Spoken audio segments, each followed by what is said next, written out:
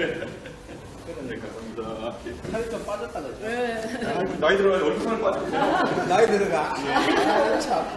나이 들어가면 안 되지. 40 됐습니다, 그게. 예, 감사합니다. 예, 알고 있습니다. 네.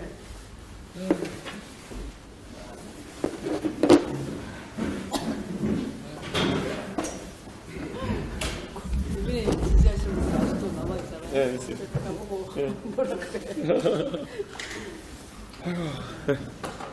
오신다고 고생하셨습니다. 예, 시장 가서 제일 바쁠 때 오셨다. 그래요. 그 오늘이 행사한다고. 아, 그래요? 예, 수산하고 농축산 예. 그 얼마 단위 금액 3만 원, 만 원씩. 만 원씩 예, 그거. 할인되니까 예. 많이 복잡했습니다. 예. 아무튼 뭐 시각적으로는 잘 오셨다. 사람 많았다.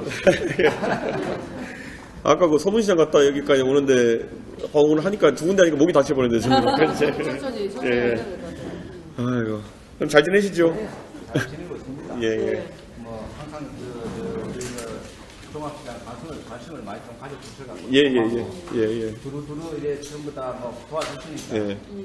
조금씩 뭐 나아지고 있습니다. 작년부터 그래도 그 오늘이 상품 카드가 돼가지고 사람들이 좋아하는 것 같은데. 그걸 너무 좋아하시더라고요. 네. 너무 잘하셨어요. 그러면- 지금도 농축산하고 수산 행사를 계속 하니까 네. 적극적으로 가시거든 또 많이 좀 예, 홍보 많이 하겠습니다. 같이 논의 좀 해주시고 예.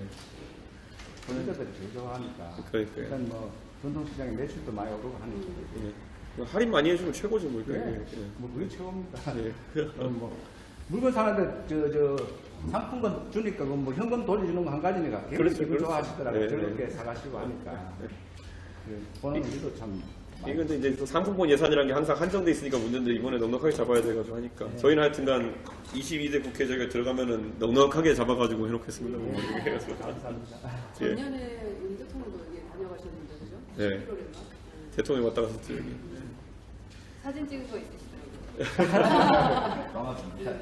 아이고 저는 맨날 여기 보면 저 연탄 불고기 먹으러 가가지고 그거 그 골목 식당 아니 단골 식당 단골식당. 예 단골 식당 많이 가가지고 거기는 제 지지자들이 막 인터넷으로 시켜 먹고 이러더라고요. 그러니까 이제 근데 아까 그 돼지 껍데기들인가? 네. 그거 진짜 맛있대. 다 맛있어요. 잡숴봤어요. 네, 언제 아까 자신애가 있습니다. 골목에. 네. 돼지 껍데기 아니에요, 껍데기? 네, 맞습니다. 쫀득쫀득하게.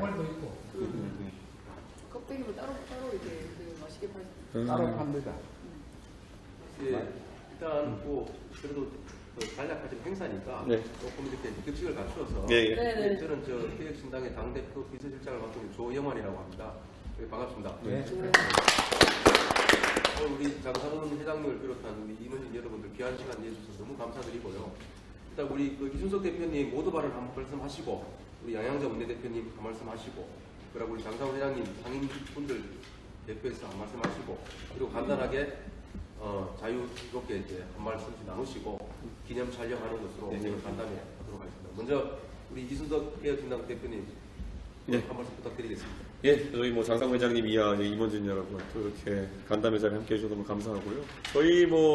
저희가 이제 당을 새롭게 차려가지고 개혁신당이라고 이렇게 이름 지은 이유는 대한민국의 이제 개혁 과제들을 좀 많이 수행해야 된다 이런 생각하고 있기 때문입니다. 이게 정치가 지난 3년 동안에 뭐 싸움이 워낙 격렬하다 보니까 누가 나쁜 사람이냐 아니면 누가 착한 사람이냐 이런 것만 가리다가 민생이 좀 민생이 좀 뒷전인 그런 상황으로 전국이 흘러가는 것 같아서 저는 개혁 얘기했고 그래가지고 언론에서 보셨겠지만은 좀 과감하지만은 표 떨어지지만은 꼭 해야 되는 얘기들 이렇게 저희가 많이 하고 있습니다. 그래가지고 이 전통시장이나 아니면 소상공인 문제에 대해서도 저희가 굉장히 개혁적인 이야기들을 하려고 또 많이 준비하고 있고 오늘 저희가 또 총선 공약이라는 거 만든 데 있어가지고 아주 파격적인 것들 내기 위해 가지고 또 회장님이나 또 임원분들께 공부하러 이렇게 온 겁니다.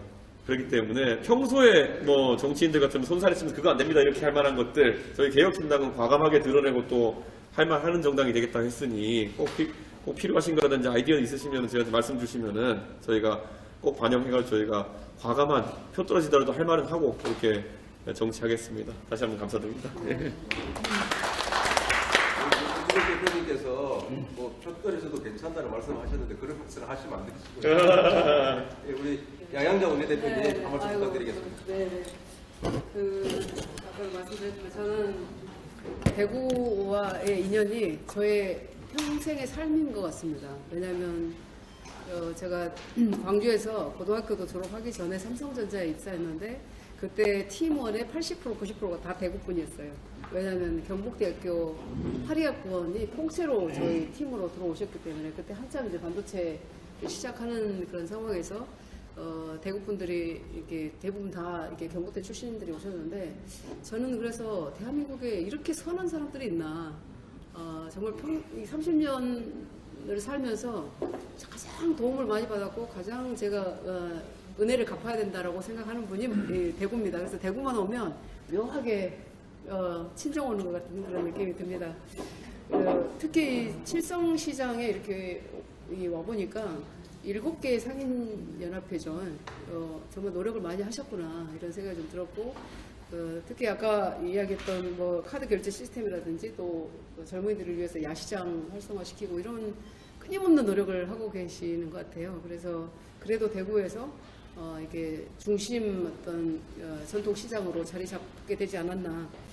네, 그럼에도 불구하고 이 여러 가지 어려움들이 있으신 것 같아요. 그러니까 인프라도 좀 더 많이 좀 구축이 돼야 되겠고 또 이게 전반적으로 보니까 화재에도 좀 취약한 구조가 아직 좀 보이고 이런 부분들이 상당히 좀 걱정스럽기도 하고 그래서 안전이나 또 금리도 좀 인하가 돼야 된다는 말씀들을 많이 듣고 있고 거기다가 그 냉난방 시설들 이것도 좀 필요하시잖아요 상인들한테는. 그래서 이런 그런 지원 바우처라든지 이런 것도 저희가 좀 신경을 많이 써야겠다 말씀을 좀 드리고요.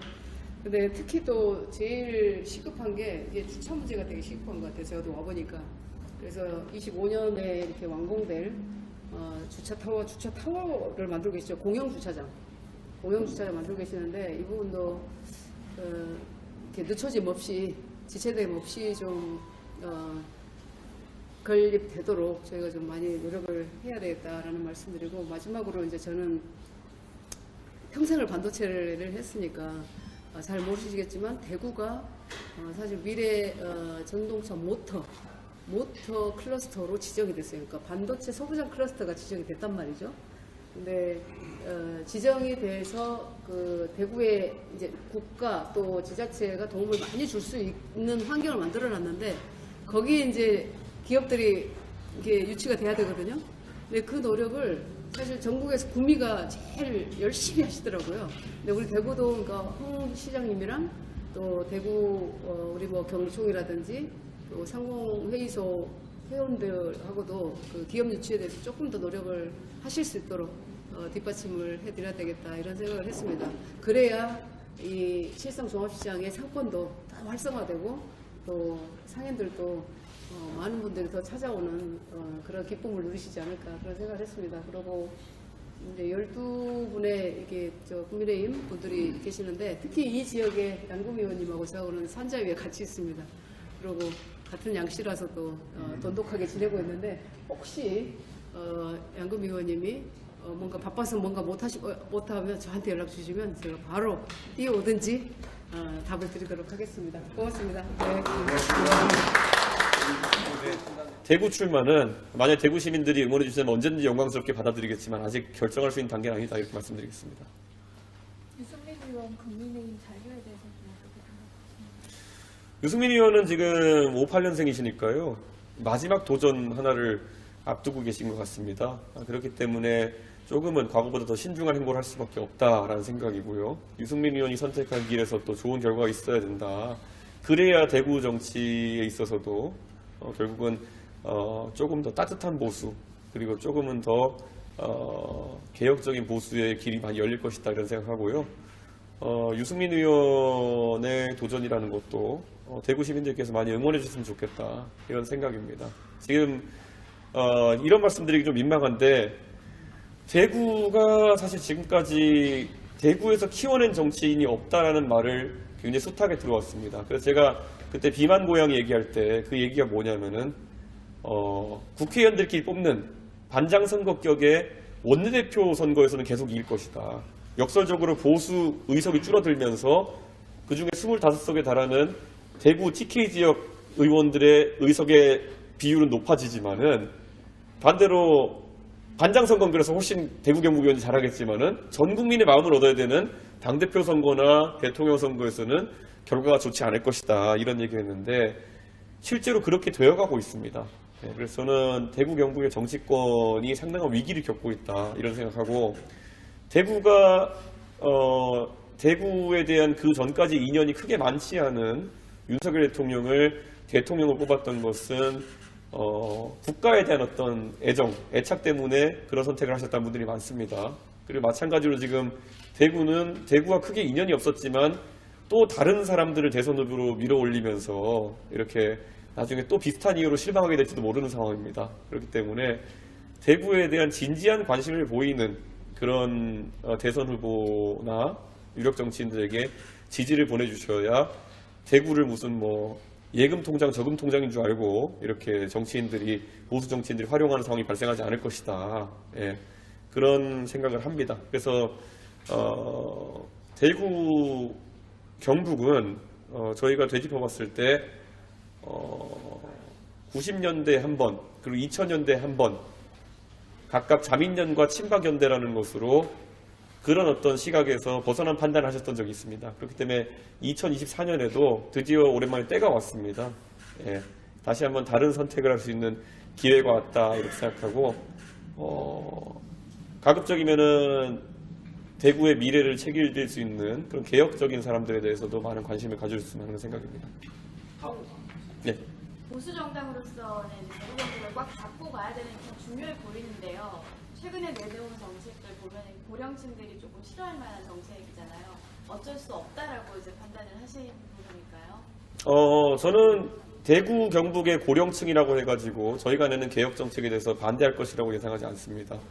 대구 경북에서 저도 TK 출신 아버지 어머니 밑에서 자라왔지만은 공동체에 대한 어떤 헌신과 그리고 공동체에 대한 진정성을 항상 제가 가정교육으로서도 강조받았던 것입니다. 그렇기 때문에 저는 아까 제가 마이크 잡고도 언급했지만은 어쩌면은 전국에서 가장 먼저 대중교통 체제에 대한 손질을 하겠다고 나섰던 정치인이 대구시장 홍준표 시장이었던 것처럼 저는 오히려 개혁의 시발점 또는 개혁의 힘이라고 하는 것은 가장 보수적이라고 많이 알려진 대구에서도 태동할 수 있다 이런 생각하고 기대하고 있습니다. 다음 주 월요일 날 열리는 박근혜 전 대통령의 북코스트에 대한 대표님의 생각이나 입장이신가요? 제가 2021년 전당대회 때 제가 대구에 와서 엑스코에서 연설하면서 이렇게 얘기했습니다. 박근혜 대통령에 대한 제 개인적인 고마움은 제가 나중에 아주 훌륭한 정치인이 되어서 성공해가지고 나중에 그분이 야 이준석이를 정치에 끌어들인 것이 박근혜 대통령이 한 가장 잘한 일 중에 하나겠구나 라는 말을 들을 때까지 제가 열심히 해서 갚겠습니다. 지금 저는 박근혜 대통령에게 그런 사적인 인연 또는 사적인 빚을 가지고 있는 인사로서 박근혜 대통령 주변에 본인들의 영달을 위해 가지고 아주 안 좋은 형태로 그분을 활용하는 분들이 있는 것에 누구보다 마음 아파하고 저는 박근혜 대통령께서 그런 분들에게 휘둘리지 않으셨으면 좋겠다 그런 생각을 항상 하고 있습니다. 대구의 개혁신당 소속으로 나오실 분들 입장에서는 네. 대표님이 같이 대구에 출마해서 네. 뛰어주길 바라고 계실 거고 네. 또 그러실 거라는 뭐 본인들의 판단이 있으셔서 나왔을 네. 가능성이 커 보이는데 네. 근데 아직 그 여부를 뭐 확정짓지 않으셨으니까 만약에 그럼 다른 방식으로라도 그 대구에 나오는 분들을 지원하실 뭐 구상이나 계획이 있으십니까? 대구에 나온 후보들을 지원하는 가장 좋은 방식은 저희 개혁신당 내에 대구와 관련인 인사들이 같이 출마해 주는 것이다. 그건 맞는 말입니다. 그렇기 때문에 그 방안을 배제하지 않고 저는 전략적으로 저희가 전략 단위에서 검토하고 있다. 이렇게 말씀드리겠습니다. 그리고 지금까지 보수 정당의 저는 아성을 공략하기 위해 가지고 대구에 여러 가지 노력들이 있었고 그게 하다못해 민주당에서도 김부겸 총리가 일시적으로 그런 성과를 내신 적도 있긴 하지만은 가장 기대하는 것은 일시적인 성과가 아니라 좀 느리더라도 점진적이고 영속적인 변화가 있길 기대하는 마음에서 저희는 보수 진보 뭐 이런 중도 이런 경쟁이 아니라 개혁과 그리고 반개혁 또는 개혁과 정체라는 그런 어떤 대립구도를 상정하고 전략으로 임하려고 합니다. 예. 예. 대표님 그 현안 질문 하나 예, 드릴게요. 그 지금 국정 지지율이 20%대로 떨어졌다는 네. 조사 결과가 나왔고 7일날 그 대담을 예정하고 있고 대통령실에서는 또 윤석열 다음을 보여줄 기회다 뭐 이렇게 얘기가 나왔던데 어떻게 보시는지 궁금하네요. 저는 대통령실에서 지금 어떤 판단을 하고 있는지 모르겠지만 제가 알고 있는 그분들이라면 지금까지 항상 필요한 시점보다 늦은 시점에 필요한 것보다 덜 입장을 발표하셔가지고 문제가 됐습니다. 이번에 만약에 이 대담에서 기대하는 바가 최근 불거진 김건희 여사에 대한 여러 가지 의혹에 대한 그런 소명이고 해명이라고 한다면은 가장 적극적인 형태로 이루어졌으면 한다 이런 생각이고요. 그런데 김건희 여사의 어떤 의혹에 대해 가지고 부군되시는 대통령께서 어떤 해명을 하시거나 유감 표명을 하시는 것은 아무리 강한 어조로 하신다 하더라도 대리 사과 또는 대리 유감 표명이라는 지적에서 벗어나지 못할 겁니다. 그렇기 때문에 저는 굉장히 안타깝게 생각하고 지금 대통령의 국정 지지율이 29%에 달했다. 그리고 대구 경북에서도 부정평가가 많이 올라오고 있다 하는 것은 아주 뼈아픈 상황인 겁니다. 그래서 이제 다른 정당에 속한 정치인으로서가 아니라 그래도 대한민국의 대통령이기 때문에 더 잘하셨으면 하는 마음으로 이번에 윤석열 다음이라는 것이 과거에 국민의 검찰청장이던 시절에 통쾌한 모습이었으면 좋겠다. 절대 정치를 하신 뒤에 그런 우격다짐과 그리고 다소 비상식적인 모습이 아니었으면 좋겠다 이런 생각합니다. 네, 못하실 거? 네, 하나만 더 여쭤보겠습니다. 그 순천 빵집 간담회 중에 네. 그 오전에 이제 허 최고위원님이 이제 라디오에서 네. 그 이낙연 신당이랑 합당할 가능성이 네. 90% 이상이다 이렇게 말씀을 하신 것 같은데 그때 윤핵관과 다르지 않다면서 네. 발언이 있었던 것 같은데 뭐 어떻게 된 건가요? 아무래도 허은하 최고위원께서는 그 당시에 결국엔 저희가 외견상으로 진행되던 상황들에 대해 가지고 총체적 평가를 해주신 거고 저희는 언제든지 저희와 가치가 맞는 세력과는 연대를 하기 위해 노력하고 있습니다. 그런 취지에 말씀하신 거고 다만 지난 일주일 정도 저희의 연대 통합 논의가 소강 상태 또는 약간 퇴보 상태에 있었던 것은 일부 이제 이낙연 총리와 가까운 인사 중에서 언론 인터뷰 등을 통해 가지고 그다지 통합 논의에 도움이 되지 않는 여러 가지 발언들을 해왔고 특히 그것이 개혁신당의 개혁 정책에 대한 몰 이해에 따른 어떤 비난 이런 것들이 있었기 때문에 저는 그런 부분에 대해서는 한다 하더라도 실명을 바탕으로 당당히 했으면 좋겠다. 과거에 국민의힘에서의 내부 갈등이라는 것이 결국 윤석열 측 핵심 관계자라는 이름을 숨긴 관계자들의 그런 발언 때문에 불거진 거였기 때문에 저는 그 윤핵관과 같은 행태를 보이지 말라고 한 것이지 이낙연 총리님 개인은 윤석열 대통령의 행보와는 전혀 다른 행보를 가지고 계시다. 그런데 모시는 분들이 굉장히 윤핵관들이 하던 행동과 비슷한 행동을 하고 있다. 이런 취지의 발언이었습니다. 아까 네. 잠깐 얘기를 하라고 했는데 네.